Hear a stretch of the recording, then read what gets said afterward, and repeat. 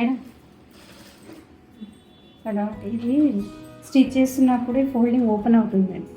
Okay. Folding చేసేటప్పుడు so నార్మల్గా మీరు మిషన్ కుట్టేటప్పుడు క్లాత్ అనేది ఇలా మంచిగా స్ప్రెడ్ చేసుకోండి. ఓకే.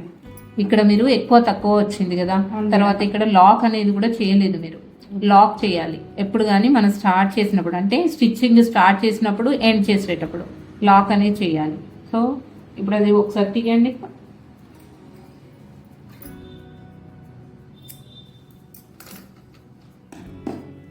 ఇలా ఓపెన్ అయింది కదా, దీన్ని ఏం చేస్తారు, ఫస్ట్ ఇక్కడ లెవెల్ చేసుకోండి.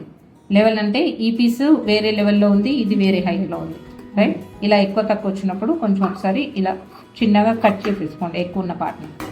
తర్వాత ఏం చేస్తారు, ఇప్పుడు స్టిచ్ చేసేసేయండి. ఇది కూడా ఎంత సీమ్ ఉండాలి, ఏ జాయింట్కైనా కూడా 0.5 ఇంచ్ సీమ్ పెట్టుకోండి. ఓకే, లాక్ చేయండి. ఇప్పుడు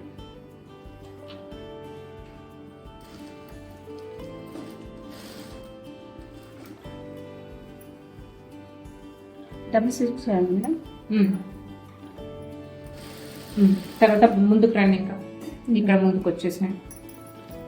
అలా కాదు, లాక్తోనే రండి, బ్యాక్ వెళ్ళండి.